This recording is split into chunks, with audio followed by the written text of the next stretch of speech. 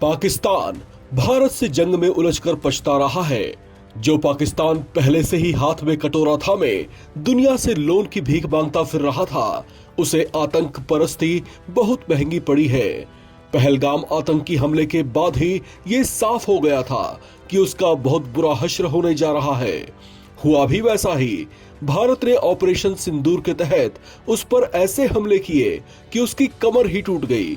सिर्फ 3 दिन के भीतर ही वो घुटनों पर आ गया। भारत से रहम की भीख मांगने लगा, सीज फायर के लिए गिड़गिड़ाने भी लगा। भारत ने उसके प्रस्ताव को माना भी, लेकिन अपनी शर्तों पर अपनी फितरत से मजबूर पाकिस्तान सुधरा नहीं। उसने अब एक नया प्रोपोगेंडा रचना शुरू कर दिया है। भारत की ओर से हमले रुकते ही शहबाज शरीफ की सरकार और पाकिस्तानी आर्मी जनरल असीम मुनीर डींगे हाँकते सुने जा रहे हैं।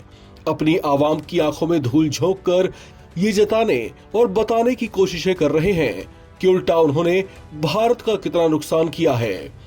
आपको ये जानकर हैरानी हो सकती है कि पाक सरकार ने ये प्रचारित किया है कि उन्होंने S-400 मिसाइल बेस और ब्रह्मोस इंस्टॉलेशन को पूरी तरीके से तबाह कर दिया है। अलबत्ता सच्चाई तो ये है कि सिर्फ 3 दिन में ही भारतीय सेना पाकिस्तान को घुटने पर ले आई थी। कर्नल सोफिया कुरैशी ने पाकिस्तान की पोल खोलते हुए बताया कि ऑपरेशन सिंदूर के बाद बौखलाए पाकिस्तान ने जम्मू कश्मीर से लेकर पंजाब तक भारत के कई हिस्सों में ड्रोन हमले की कोशिश की थी, जबकि भारत ने उसके 26 अटैक अटेम्प्ट्स को नाकाम कर दिया था। जिसके बाद भारत ने उस पर ऐसी जवाबी कार्रवाई की कि पाकिस्तानी सेना दुम दबाकर भागती नजर आई। पाकिस्तानी सैन्य अधिकारियों की तो सिट्टी पिट्टी गुल थी। कर्नल सोफिया कुरैशी ने खुलासा किया कि रहीम यार खान, रफीकी, पसरूर, सुक्कुर, चुनियन में एयरबेस, मुरीद, चलाला और सियालकोट एयरबेस, रडार साइट्स, सैन्य ठिकानों और गोला बारूद भंडारों को भारत ने तबाह कर दिया था। कर्नल कुरैशी ने बताया कि पाकिस्तान ने भारत की सीमाओं में रिहायशी इलाकों को निशाना बनाने की कोशिश की, जिसके बाद भारतीय सशस्त्र बलों ने जवाबी कार्रवाई की और पाकिस्तान में तकनीकी प्रतिष्ठानों, कमांड और नियंत्रण केंद्रों, रडार साइट्स और हथियारों के भंडार को निशाना बनाया। जबकि भारत ने पाकिस्तानी सिविलियंस को निशाना बनाकर कोई वार नहीं किया। कर्नल सोफिया ने यह भी बताया कि स्कार्दू, भोली, सरगोधा और जैकोबाबाद में पाकिस्तान के हवाई अड्डों को भारी नुकसान पहुंचा है।